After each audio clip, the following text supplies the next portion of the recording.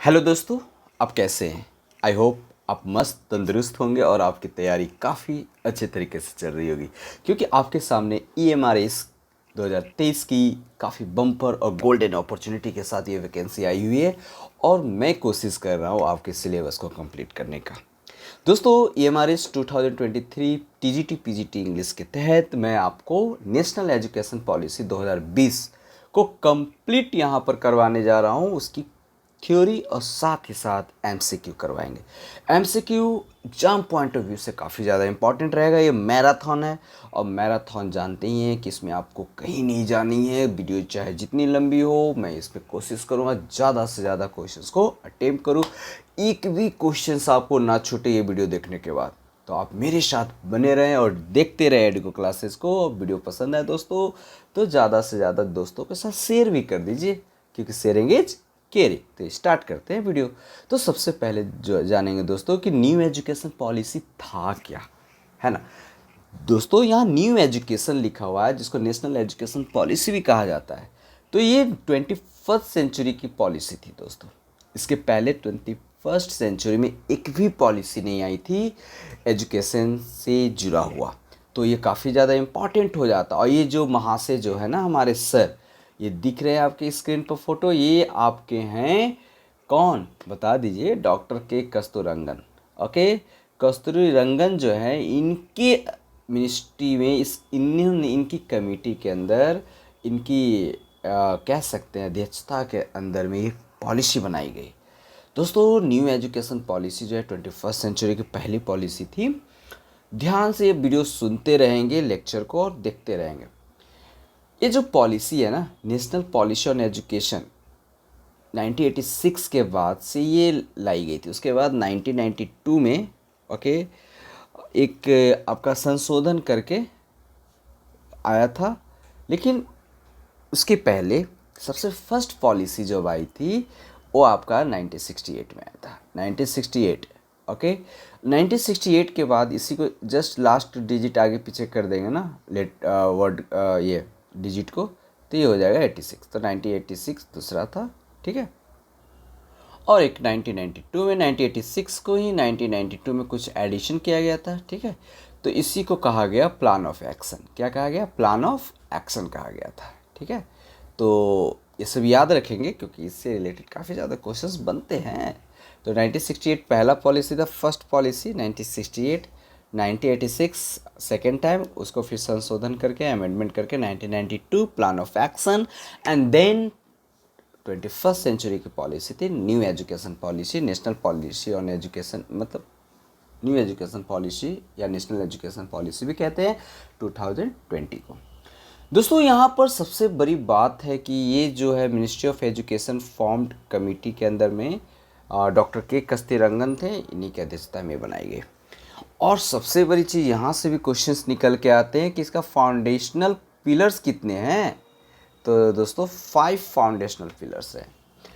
New education policy के 5 ऐसे कौन से फाउंडेशनल पिलर्स हैं? तो एक्सेस जो है एक फर्स्ट पिलर्स है। Second, equity, quality, affordability and accountability. ये 5 ऐसे फाउंडेशनल पिलर्स रहा है न्यू NEP 2020 का, ठीक है।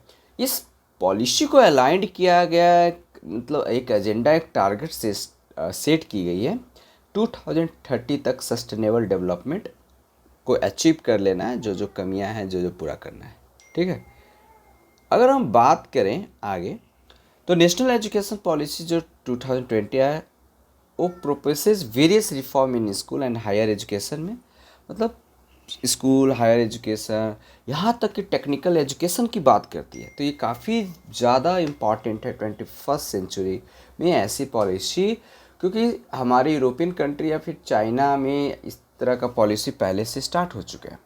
तो दोस्तों, इंडिया में काफ़ी देर हो चुकी, चलिए कोई बात नहीं, देर ही भला, लेकिन देर आए दुरुस्त आए वाला इस कहावत है ना। तो ये काफ़ी ज़्यादा इम्पॉर्टेंट रोल प्ले करेगा। अब देखना है कि ग्राउंड लेवल पर कितना ये सही साबित होता है, ठीक है। दोस्तों, ये पॉलिसी बात किस चीज़ को लेकर करती है? ये पॉलिसी जो है ना, हमें इंडिया को क्या बनानी है, एक मतलब विश्व शक्ति के रूप में देख रहा है लोग, vibrant knowledge society and global knowledge super power making both school and college education. मतलब हॉलिस्टिक डेवलपमेंट की बात करती है कि मतलब एक स्पेशल कोई एक डायरेक्शन में हॉलिस्टिक डेवलपमेंट होनी चाहिए। फ्लेक्सिबल करिकुलम की बात करती है, मल्टी डिसिप्लिनरी की बात करती है। ये सारी चीज़ें, ये पॉलिसी काफ़ी ज़्यादा इस पॉइंट ऑफ व्यू से काफ़ी ज़्यादा इंपॉर्टेंट हो जाता है दोस्तों।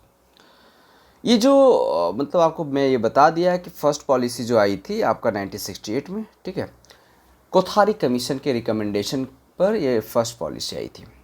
और 1986 में education to all section society में कोई भी जो लोग हैं उनको लेकर काफ़ी ज़्यादा गवर्नमेंट कंसर्न थी कि चाहे कोई भी सोसाइटी से किसी भी सेक्शन से आप बिलोंग करते हो, सोसाइटी का पार्ट हो। इट मीन्स 1986 में बोला गया कि focus on providing education to all section of society, promoting primary education, establishing open university. इसी 1986 में ओपन यूनिवर्सिटी को ओपन की गई थी।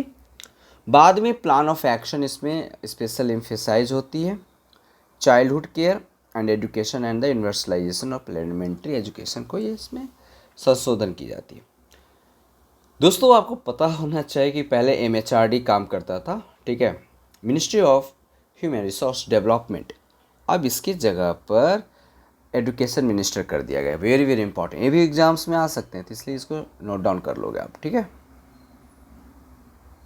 दोस्तों अब देखना है कि जो न्यू एजुकेशन पॉलिसी है वो पहले से कैसे मतलब अच्छा है, या पहले क्या था अब क्या है, इसको देखते हैं।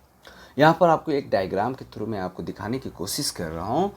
तो पहले जो था ना, बच्चे की एजुकेशन स्टार्ट होती थी 6 ही साल में, यानी जो बच्चे का एजुकेशन स्टार्ट हो रहा है 6 साल में, और 6 to 16 ईयर्स में बच्चे 10 पास आउट करते थे, याद रखेंगे। यानी 10 ईयर्स 6 से लेके 16, मतलब 10 क्लास पास होने में उनका एज कितना हो जाता था, 16 ईयर्स। और 2 साल आपका 16 to 18 जो है आपका 10+2 की बात हो रही है, 18 ईयर्स हो जाते थे। इस तरीके से एक लेकिन जो आज की जो न्यू एजुकेशन पॉलिसी जो बात करती है, पहला जो 2 ईयर्स यानी जो 3 ईयर्स की बात है, ये आंगनवाड़ी, प्री स्कूल या बाल बाटिका भी इसको कहा गया, आंगनबाड़ी या प्री स्कूल या बाल बाटिका, जिसमें बच्चे का एज, अगर बच्चे 3 से लेकर 6 के अंदर में है बच्चा का एज है, तो उस बच्चे को 3 साल तक आंगनबाड़ी या प्री स्कूल या बाल बाटिका, इन एक ही नाम से, तीनों मतलब अलग अलग नाम से जाने जाते हैं, लेकिन काम सबका एक ही है। तो बच्चे का एज कितना हो गया, 6। अब बच्चे का एज 6 जब हो जाता है तो 6 से लेके 8 तक अगर बच्चे का एज है, तो उस 2 साल में बच्चा क्लास 1 और क्लास 2 में पढ़ेगा। ये जो प्रोसेस है इतना 5 साल, ये जो 5 साल का प्रोसेस है, इसको फाउंडेशनल कहा गया। उसके बाद प्रीपैरेटरी कहा गया, 3 ईयर्स। 3 ईयर्स बच्चा का एज क्लास 3 से लेके 5 तक बच्चा रहेगा, 3, 4, 5, ओके, 3, 4, 5, ये 3 क्लास बच्चा रहेगा। और ये कह सकते हैं कि बच्चा का एज इस समय 8 से लेके 11 हो गया, इसको प्रीपैरेटरी ओके स्टेज कहा गया। पहला फाउंडेशनल, दूसरा प्रीपैरेटरी। और जैसे ही बच्चा का एज आगे बढ़ता है, 11 से 14 एज होता है, तो बच्चा किस क्लास में चला जाएगा, बच्चा का एज क्लास 6 से लेके 8 क्लास, यानी यहाँ बच्चा कितना स्पेंड करेगा, 3 ईयर्स, ठीक है। तो इस स्टेज को मिडिल कहा गया। क्या कहा गया, मिडिल। अब बच्चे का एज 14 से लेके 18 हो गया, तो बच्चे का 4 साल यहाँ स्पेंड करेगा, 9 से लेकर 12 तक, यानी 4 साल। तो कहने का मतलब जो ये स्ट्रक्चर बना न्यू एजुकेशन पॉलिसी का, 5 + 3 + 3 + 4, यानी इसको आप ऐसे याद रखोगे, 5334 भी। तो इसको याद रखोगे। अगर इसका निमोनिक अगर बनाना हो तो FRMS फॉर्म्स, ये मतलब हटा दें FRMS, okay. F 5 years, R 3 years, M 3 years and S आपका हो जाएगा 4 years, ठीक है। तो ये बात करता है जो है ना, हॉलिस्टिक डेवलपमेंट पर बात करता है ना। हॉलिस्टिक डेवलपमेंट का मतलब होता है कि ये इम्फेसाइज करता है क्रिटिकल थिंकिंग को, क्रिटिकल थिंकिंग पर बात करता है, डिस्कशन के लिए बच्चों को प्लेटफॉर्म प्रोवाइड करना है, analytical learning in reach India talent and human resource pool की बात होती है। उसके बाद बात करते हैं इंटीग्रेशनल ऑफ वोकेशनल एजुकेशन की बात करती है। ये पॉलिसी जो है रिकॉग्नाइज करते हैं importance of vocational education. Vocational जिस कोर्स करने के बाद तुरंत हमें जॉब मिल सके उस टाइप के कोर्स को वोकेशनल कोर्स कहा जाता है and aims to integrate it with the mainstream education. Okay, और इसका एम्स है टू इंटीग्रेट करना मेन स्ट्रीम एजुकेशन के साथ। यहाँ आई होप यहाँ तक आपको सारा कुछ क्लियर हो गया होगा। ठीक है, लास्ट में एमसीक्यू करेंगे एग्जाम्स के पॉइंट ऑफ व्यू से, इसलिए अच्छे से इस लेक्चर को आप सुनते रहोगे। ठीक है, अब हम बात करेंगे दोस्तों यहाँ पर एम्फेसाइज, मतलब जो आगे ये पॉलिसी फोकस करती है emphasize on technology enabled learning पर, है ना। जो न्यू एजुकेशन पॉलिसी है ये रिकॉग्नाइज करती है इंपॉर्टेंस ऑफ टेक्नोलॉजी की। टेक्नोलॉजी का 21st सेंचुरी में टेक्नोलॉजी की काफ़ी ज़्यादा इंपॉर्टेंस है एजुकेशन में। इनकरेज करती है यूज ऑफ डिजिटल टूल्स की, है ना, डिजिटल टूल्स का यूज हो हमारे बच्चों के बीच में और टीचर्स भी उस डिजिटल टूल का यूज़ करें। और कोरोना के बाद डिजिटलाइजेशन की बहुत ज़्यादा डिमांड हो गई है ना, इन्हेंस द लर्निंग एक्सपीरियंस। उसके बाद हम बात अगर करते हैं दोस्तों प्रमोशन ऑफ मल्टीलिंगुअलिज्म, ध्यान रखेंगे बाइलिंगुअलिज्म से शिफ्ट होकर ये कहाँ पर आ गया, मल्टीलिंगुअलिज्म, मतलब जितना ज़्यादा बच्चे भाषा लैंग्वेज जानते हैं वो ज़्यादा बेटर है। ठीक है, द न्यू पॉलिसी एम्फेसाइज करती है multilingualism and encourage the teaching of regional language alongside English and Hindi, much needed flexibility. यहाँ पर 3 चीज़ें आएगी निकल कर, फ्लैक्सिबिलिटी, मदर टंग के साथ साथ हिंदी इंग्लिश और मल्टीलिंगुअलिज्म। ठीक है, तो मल्टीलिंगुअलिज्म में बच्ची को जितना ज़्यादा भाषा आती है वो जितना बेटर है। ये भी बोला गया कि बच्चों को लैंग्वेज के लिए प्राइमरी 8 क्लास तक टिल 8 क्लास तक कोई प्रेशर नहीं देनी है। ठीक है, लेकिन अगर बच्चे बियॉन्ड 8 भी अगर जानते हैं, अगर पढ़ाने में पॉसिबल, जैसे कि बात कहा गया कि 5 क्लास तक बच्चों को कंप्लीट मदर टंग में ही पढ़ाओ या बच्चों को मौका दो। फिर उसके बाद 8 क्लास तक अगर पॉसिबल है तो पढ़ाइए और बियॉन्ड 8 भी पॉसिबल है तो मदर टंग में पढ़ा सकते हैं। ठीक है, उसके बाद बात करते हैं ये policy flexible and multi disciplinary curriculum की बात करता है। ये क्या है, तो न्यू एजुकेशन पॉलिसी जो है ये सब्जेक्ट सिलेक्शन को लेकर बात करता है। सॉफ्टवेयर ट्रेनिंग होनी चाहिए स्कूल के अंदर, ट्रांसफ़र ऑफ क्रेडिट की बात करता है, मल्टीपल एंट्री और एग्जिट की बात करता है। ये क्या है मल्टीपल एंट्री और एग्जिट, मतलब आप किसी अगर आफ्टर हायर क्लास की बात करते हैं और किसी सब्जेक्ट के साथ साइंस में अगर बात करते हैं, अगर बायोलॉजी के साथ आप चले जाते हो और बायोलॉजी आपको पसंद नहीं आया एक साल के बाद और दूसरे सब्जेक्ट में शिफ्ट करना चाहते हो केमिस्ट्री में, तो आपको मौका दिया जाएगा, आपको जाने का ही मौका दिया जाएगा और फिर वापस आने का ही मौका दिया जाएगा। इस सिस्टम को, जैसे कि अगर आप 3 साल का ग्रेजुएशन होता है, 3 साल का ग्रेजुएशन होता है, उस ग्रेजुएशन में 1 साल करने के बाद किसी सब्जेक्ट को दूसरे सब्जेक्ट में स्विच करते हो तो आप क्रेडिट मतलब आपका जो भी पॉइंट होगा, क्रेडिट पॉइंट जिसको हम बोलते हैं, वो आपको मिल जाएगी। 2 साल तक अगर किसी सब्जेक्ट को आप कर लेते हो तो आपको डिप्लोमा, है ना, डिप्लोमा आपको मिल जाएगा। अगर 3 इयर्स का जो कंप्लीट कर लेते हो डिग्री तो आपको एक डिग्री मिल जाएगी। तो इस तरीके से आपको, लेकिन आप 1 साल तक किया किसी और सब्जेक्ट में स्विच कर लिए, वहाँ पर जाकर उस सब्जेक्ट में आपने किया 1 साल, फिर वहाँ भी मन नहीं लगा कि आपको ये पहले वाला ही सही था, फिर वापस आते हो तो आपका क्रेडिट जो पहले से ऐड है ना उसको ऐड ही रहेगा और आपको 1 साल और मतलब 1 साल के बाद आपका एडमिशन जिस ईयर में गए थे छोड़कर उसके बाद का आपका ईयर फाइनल करना होगा। ऐसा नहीं है कि फिर शुरू से करना होगा। ठीक है, इसी को बोलते हैं मल्टीपल एग्जिट और मल्टीपल एंट्री की बात हो रही है, ट्रांसफ़र ऑफ क्रेडिट की बात हो रही है। ठीक है, तो इस तरीके का न्यू एजुकेशन पॉलिसी में मौका दिया गया। आई होप ये सारा चीज़ें आपको क्लियरली समझ आ रही होगी। दोस्तों आज आगे का जो है ना, what are the target set under new education policy 2020।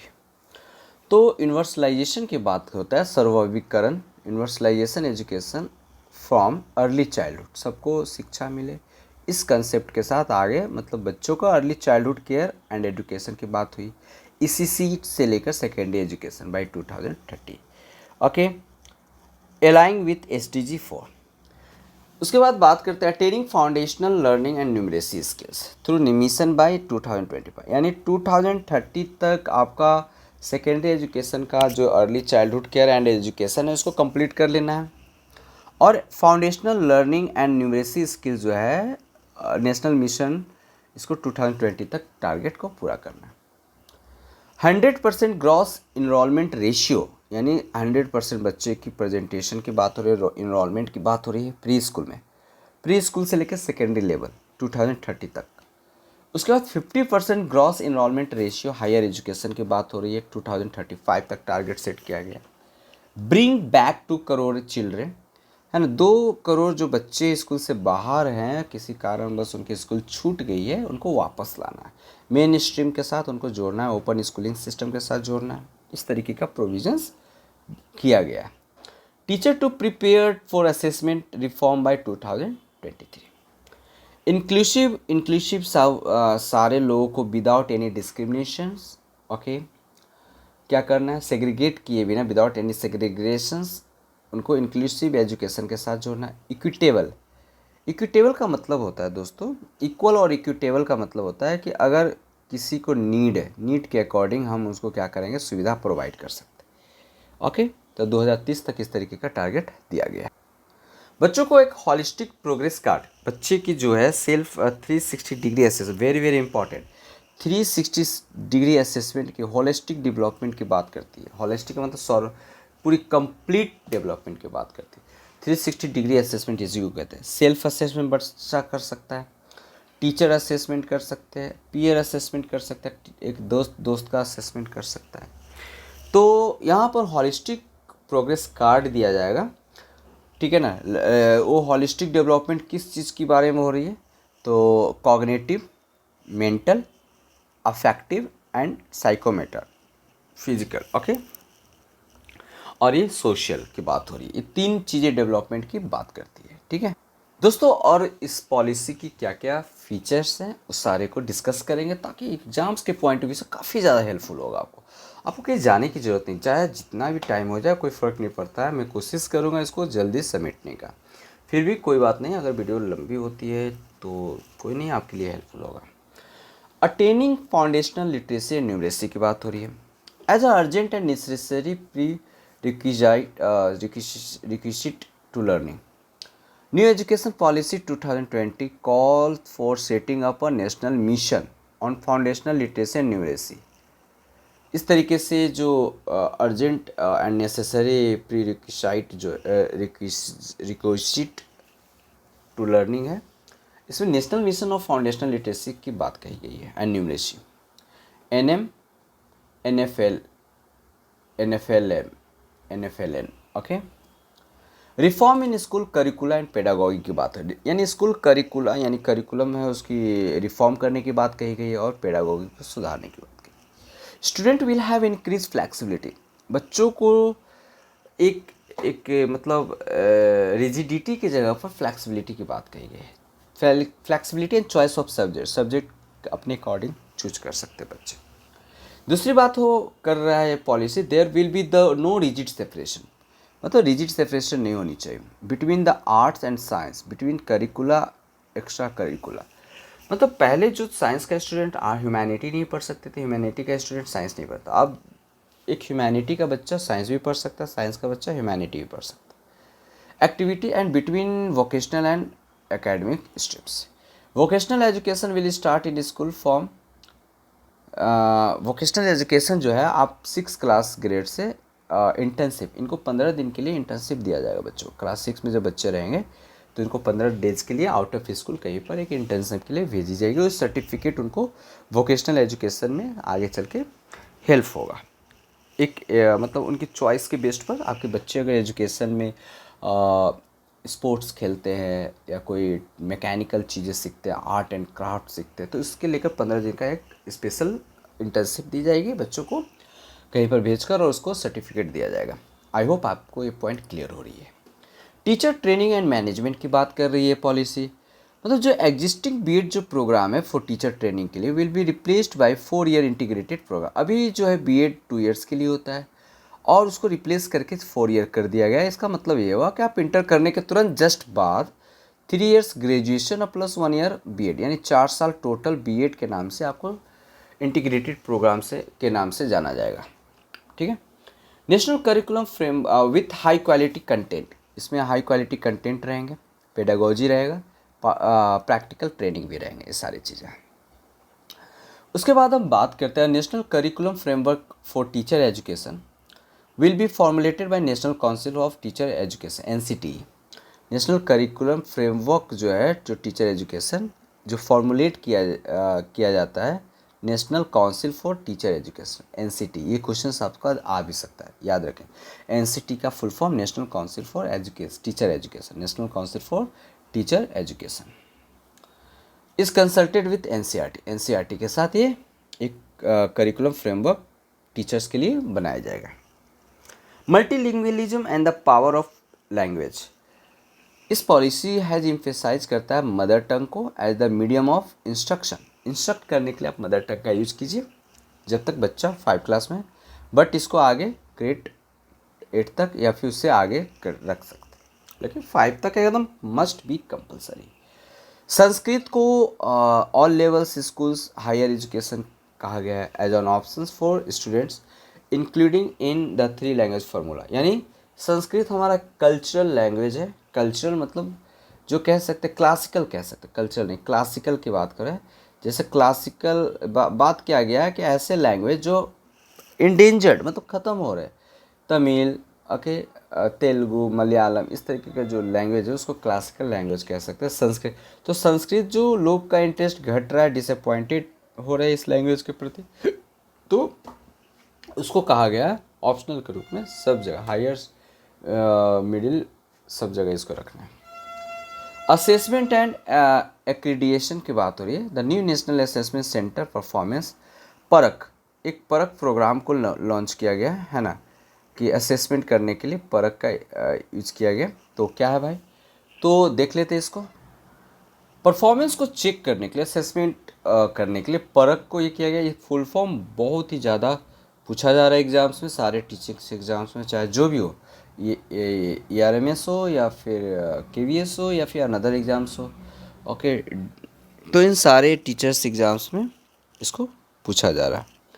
तो परख का फुल फॉर्म है P for performance, A for assessment, R for review, A for analysis और एनालिसिस ऑफ नॉलेज, और H for holistic development. Okay, तो P for performance, A for assessment, R for review,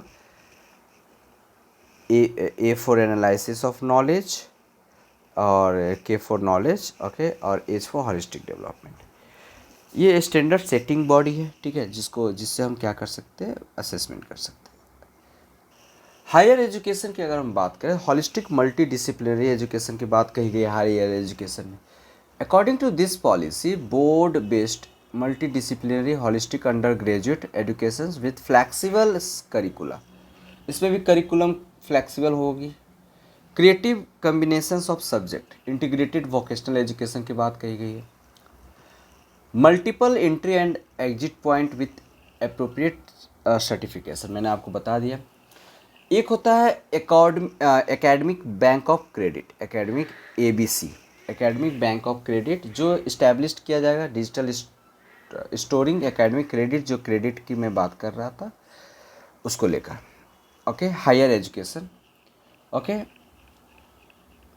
the national research foundation will be created, एक national research foundation create किया जाएगा। क्यों? क्योंकि apex body for fostering a strong research culture and building research capacity across higher education. Regulation की अगर हम बात करें तो HECI, higher education commission of India, will be an overarching umbrella body for higher education. मतलब इसको appoint किया गया कि हायर एजुकेशन को क्या करेगा, ये देखेगा। कौन? Higher education commission of India, ठीक है। टेक्नोलॉजी इन एजुकेशन की बात करें न्यू एजुकेशन पॉलिसी के तहत, तो ऑटोनोमस बॉडी, एक national education technology forum NETF, याद रखेंगे सभी, national educational technology forum will be create किया जाएगा। प्रोवाइडेड, जो प्रोवाइड करेगा platform for the free exchange of idea on the use of technology, enhance learning, assessment, planning and administrations. Promotion of Indian language की बात हो रही है। New education policy recommend कर रहा है setting of Indian institute of translation and interpretations IITI, national institute या institute for Pali, Persian, प्राकृत, मतलब ये सभी लैंग्वेज ख़त्म हो रहे हैं, मतलब विलुप्त होने के कगार पर, इसलिए इनको फिर से प्रमोट किया जा रहा है ताकि हमारे धरोहर, संस्कृति, कल्चर, ट्रेडिशन बना रहे। All language department in HEI, higher education of India, internationalization of higher education, high performing Indian university will be encouraged to set up campus in other country। Higher education से related जो भी university है उनको इनक्रेज किया जाएगा ताकि वो दूसरे कंट्री में भी कैंपस को सेटअप कर सके। Selected top global university will be permitted to operate in India. दोस्तों कुछ अदर रिकमेंडेशंस भी रहे हैं, उस अदर रिकमेंडेशन के तहत हम लोग देख लेते हैं क्या क्या रहा है। फाइनेंसिंग एजुकेशन की अगर हम बात करें तो new education reformed the commitment of spending 6% of GDP। पहले जो है आपका 4.25 था अप्रॉक्स 1986 में, लेकिन अब इसी शिफ्ट कर दिया गया है 6% पर। तो 6% of GDP as a public investment in education. Adult education की अगर हम बात करें तो पॉलिसी जो है ये कहती है कि 100% यूथ एंड एडल्ट लिटरेसी की बात कर रही है, टारगेट को फुलफिल करने की बात कर रही है। National curriculum framework for adult education will be developed, cover 5 board areas. ठीक है, फाउंडेशन लिटरेसी एंड न्यूरेसी की बात हो रही है। ठीक है, बोर्ड क्रिटिकल लाइफ स्किल्स की बात हो रही है, जैसे फाइनेंशियल एंड डिजिटल लिटरेसी की बात हो रही है। वोकेशनल स्किल डेवलपमेंट की बात किया जा रहा है। Basic education equivalent of middle and secondary education equivalent रहेगा। कंटिन्यू एजुकेशन की बात हो रही है। Engaging course, art, technology, sports and culture. तो इस तरह का 5 जो ब्रॉड एरिया है इस पर बात हो रही है। ठीक है, तो ये ध्यान रखेंगे। अब हम बात करते हैं जो various initiative implement new education 2020 में इम्प्लीमेंट किया गया, उन सभी चीज़ों को देख लेते हैं उसका क्या क्या बेनिफिट है। जैसे मैंने अभी बताया एकेडमिक बैंक ऑफ क्रेडिट की बात हो रही है, तो ये है क्या, इसमें क्या करेंगे। तो UGC has issued regulation for the establishment and operations of the academic bank of credit higher education. मैंने अभी बताया था कि अगर आप 3 साल के कोर्स है, अगर 1 साल में चले जाते हैं तो आपको कुछ क्रेडिट दिया जाएगा, 2 साल में चले जाते हैं तो आपको डिप्लोमा का सर्टिफिकेट मिलेगा, और कंप्लीट 3 इयर्स का करते हैं तो आपको एक डिग्री मिलती है। तो इसी क्रेडिट को यहाँ जमा किया जाएगा एज अ बैंक के रूप में, जिसको हम क्या बोल रहे हैं, academic bank of credit. It will be national level digital facility promoting academic mobility through a formal system. अगर मान लेते हैं कि 1 साल फिजिक्स में पढ़ने के बाद आप चले जाते हो, स्विच कर जाते हो केमिस्ट्री में, केमिस्ट्री पढ़ा 1 साल और 1 साल के बाद फिर से स्विच कर गया आप फिजिक्स में। ठीक है ना, तो उससे क्या होता है, फिजिक्स में जैसे ही आपने स्विच किया तो पहले एक क्रेडिट मिल चुका था, तो इस क्रेडिट को लॉस नहीं किया जाएगा, ये क्रेडिट आपको रहेगा, और ये क्रेडिट के बाद जो अगले क्रेडिट से आपको यहाँ पर फुलफिल करनी, यानी 1 साल तो आपने पूरा कर लिया, तो आपके पास बचा कोर्स कंप्लीट करने के लिए 2 साल, तो आपको सेकेंड ईयर में आपको एडमिशन लेना होगा। फर्स्ट ईयर आपका हो चुका है। पहले क्या था कि अगर आप स्विच करते हो दूसरे में तो आपको फिर से शुरू से करना पड़ता था, लेकिन अब ऐसी सब चीज़ें हटा दिया। दूसरी हम बात करें निपुण भारत की, ये वेरी वेरी इंपॉर्टेंट है दोस्तों। निपुण का फुल फॉर्म होता है a national mission on foundation literacy and numeracy. Okay, sorry, निपुण का जो फुल फॉर्म मैं आपको बता रहा था वो आपका हो जाएगा national initiative for proficiency in reading. National initiative for proficiency in reading with understanding and numeracy, with understanding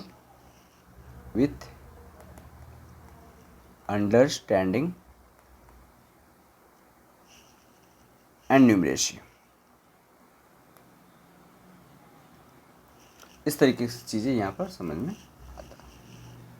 तो इसके तहत हम बात करेंगे national mission on foundation literacy and numeracy, FLN की मिशन लॉन्च किया गया है गवर्नमेंट के। इसके तहत विद्या प्रवेश का मतलब होता है guideline for 3 month play based school की बात की गई है।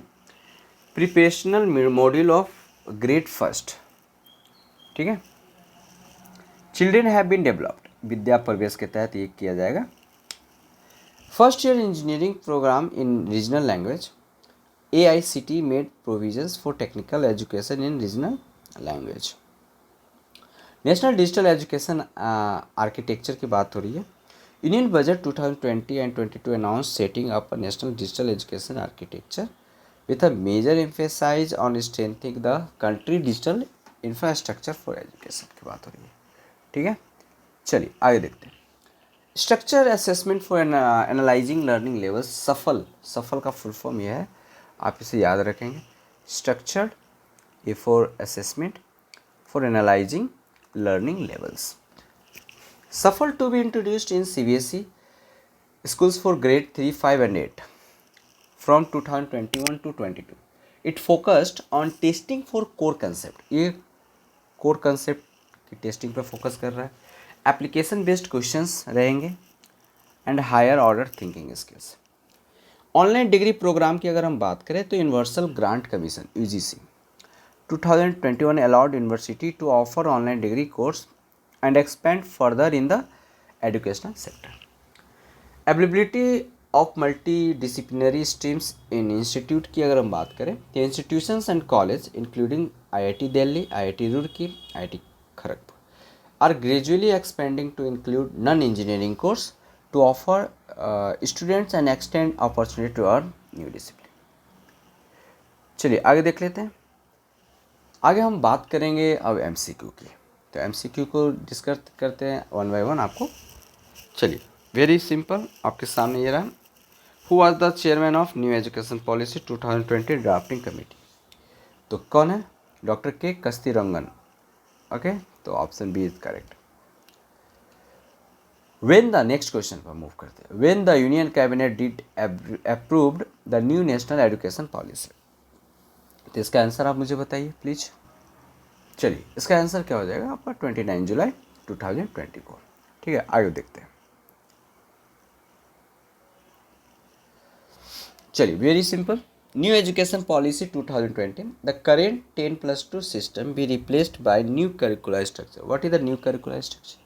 पहले 10+2 था स्ट्रक्चर, अब क्या कर दिया गया तो आपको बताना है, प्लीज़ बताइए। चलिए यस करेक्ट, 5+3+3+4 5 3 3 4। नेक्स्ट हम क्वेश्चन पर चलते हैं। To ensure attention of student from socio economically disadvantage group, national education policy 2020 purposes to curriculum and pedagogy should be. National education policy 2000 के तहत जो सोशली इकोनॉमिकली अगर बच्चे हैं तो किसी डिसएडवांटेज ग्रुप से आते हैं या सोशली इकोनॉमिक बैकवर्ड क्लास से आते हैं, तो उनको उनका क्या मतलब एजुकेशन, न्यू एजुकेशन पॉलिसी 2020 के अनुसार कैसा क्या होना चाहिए करिकुलम और पेडागोजी। तो देखते हैं। क्या सेंटर अराउंड एग्जाम के अराउंड होनी चाहिए? बिल्कुल नहीं। Centre around textbook? बिल्कुल नहीं। Engaging in contextual and standard and uniform standard? तो बिल्कुल नहीं होना चाहिए। तो option C is correct. Next आगे देखते हैं। दोस्तों आगे बात करें, new education policy 2020 stated to establish a national repository of high quality resources on foundational literacy and numeracy on government digital platform. What is the name of the government digital platform? तो इसका answer हो जाएगा दोस्तों दीक्षा। या correct, Diksha is the correct. Next हम बात करेंगे, which of the following statement is a proposed national education policy 2020? तो इसमें से कौन सा स्टेटमेंट प्रपोज करता है नेशनल एजुकेशन पॉलिसी 2020? तो being educated in one's mother tongue is detrimental educational and technological advancement? बिल्कुल नहीं। डेट्रीमेंटल का मतलब यहाँ पर दे रहा है, आप ध्यान रखेंगे कि educated in one's mother tongue को हम लोग फोकस करेंगे।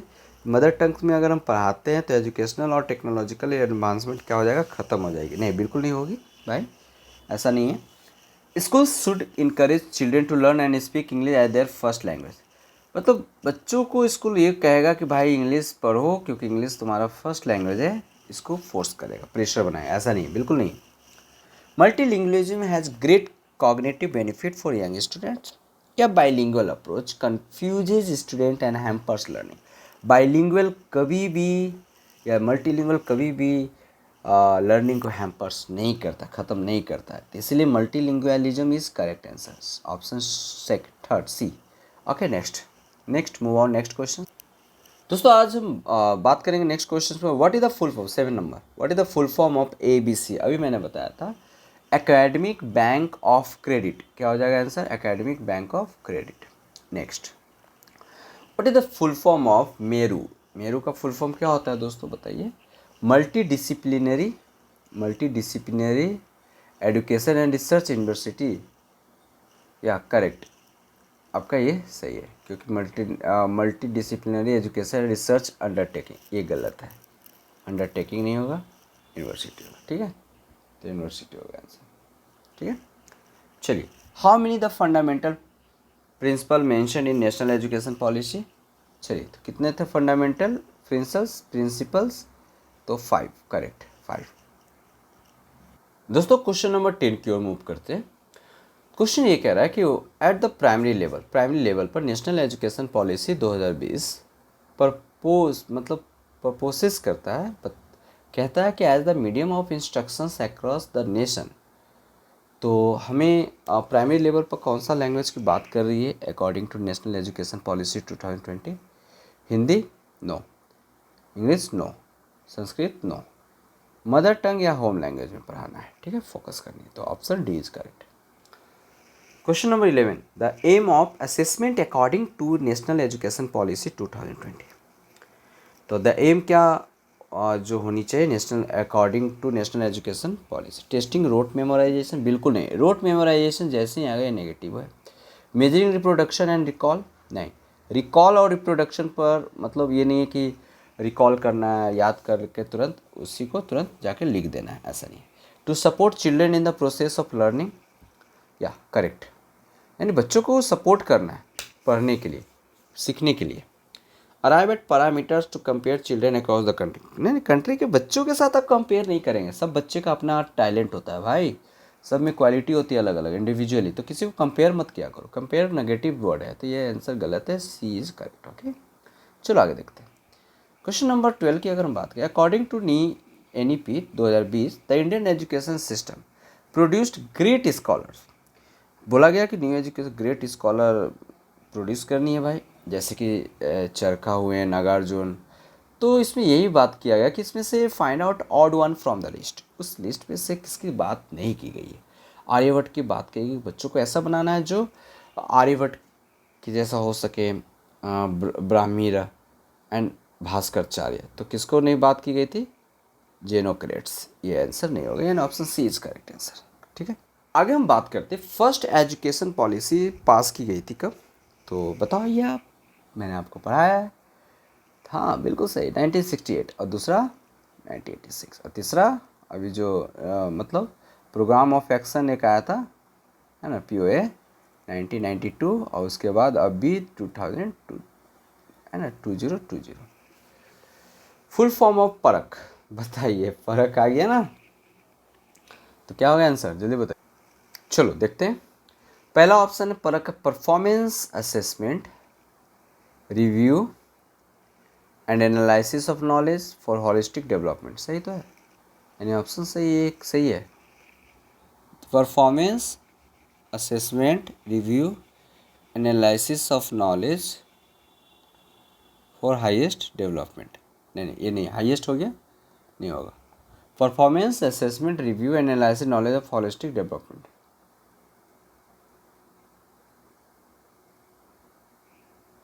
Once again, performance assessment, review and analysis of knowledge for holistic development.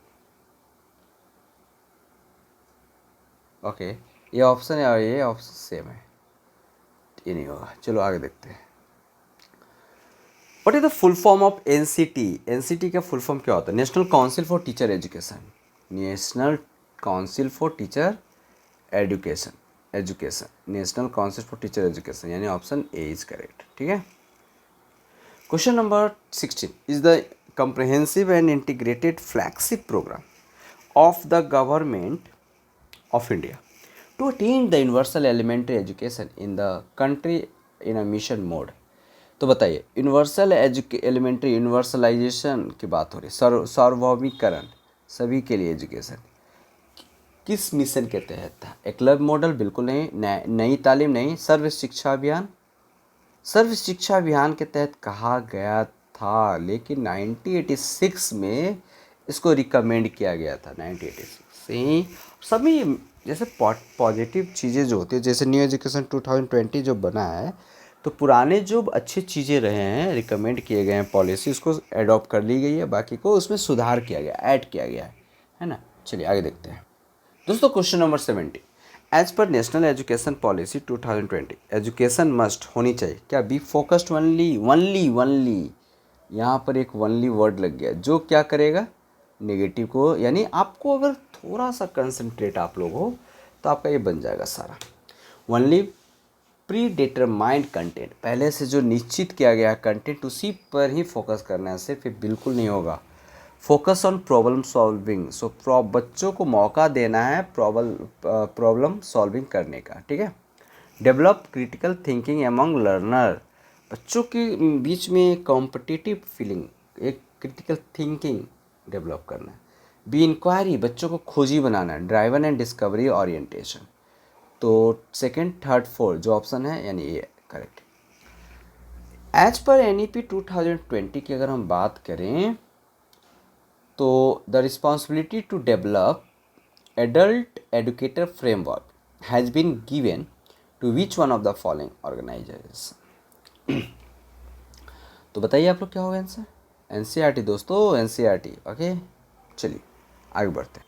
Question number 19, national curriculum framework 2005 है ना। Operation blackboard was outcome, operation blackboard कहाँ से लाया गया था? ऑपरेशन ब्लैक बोर्ड जो था ये कहाँ से लाया गया था, किसने रिकमेंड किया था? हाँ बिल्कुल, new education policy, new national policy of education 1968 Kothari commission, सही है। चलिए आगे देखते हैं। द शिफ्ट प्रोपोज्ड, शिफ्ट मतलब purpose in national education policy 2020 is form, मतलब नेशनल एजुकेशन पॉलिसी में जो पहले जो एग्जिस्ट कर रहा था उससे शिफ्ट कर गया। कैसे? स्टैंडर्डाइजेशन टू फ्लेक्सिबिलिटी, बिल्कुल सही। पहले जो स्टैंडर्डाइजेशन था, एक स्टैंडर्ड करिकुलम होती थी, लेकिन बच्चों को मौका दिया गया है फ्लेक्सिबिलिटी, बच्चों को चूज करने का, अलग अलग कोर्स, अलग अलग सब्जेक्ट स्ट्रीम को आज़ादी है।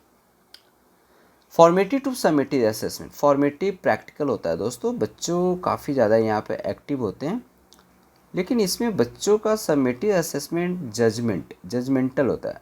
ओके, जजमेंट मतलब अगर बच्चे जितना मार्क्स लाते हैं लिखने के बाद ना, उसी के अकॉर्डिंग हम उन्हें जज कर लेते हैं, वो समेटिव होता है, वो गलत होता है। आकलन करने का जो वे है वो गलत है। Formative assessment is good. तो नेशनल एजुकेशन पॉलिसी में ये नहीं है, फॉर्मेटिव नहीं, समेटिव से फॉर्मेटिव शिफ्ट किया, ये सही है। Conceptual understanding to learning for exams, बिल्कुल नहीं भाई।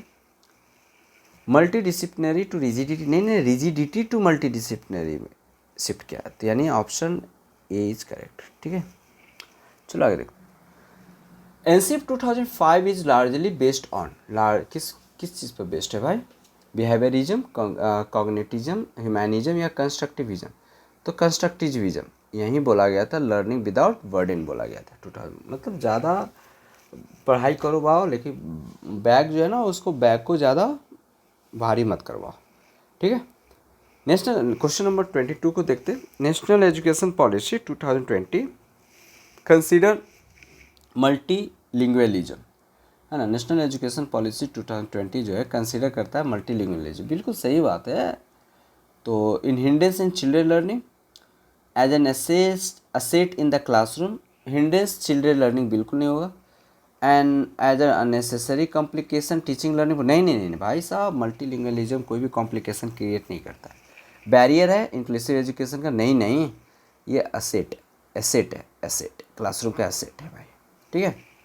आगे देखें, संपत्ति है multilingualism. Okay, 23 according to new education policy 2020 children pick up language extremely quickly between the age 2 to 8, multilingualism has great cognitive benefit to young student. तो ये correct है भाई, 2 से 8 तक बच्चे की जो है ना, मल्टीलिंगुअलिज्म काफ़ी ज़्यादा क्विकली अडॉप्ट करते हैं, ओके बी। नेक्स्ट, आज के लिए सेकेंड लास्ट क्वेश्चन है दोस्तों, which Indian language mention the 8th schedule of the constitutions of India will be offered at all levels of school and higher education as an important reaching option for students including as an option in the 3 language formula. तो यहाँ पर option के रूप में सभी higher education या कहीं भी, क्योंकि ये क्लासिकल लैंग्वेज में जाना जाता है संस्कृत। ठीक है, चलिए आगे देखते हैं। And the last question for today, इसके बाद हम आपको नेक्स्ट इसका कुछ और भी क्वेश्चन करीब 20-30 के करीब और करवा दूंगा, ताकि आपके एग्जाम्स में एक भी क्वेश्चन छूटनी नहीं चाहिए। What does National Education Policy 2020 propose the retention of students from socio-economically disadvantaged group?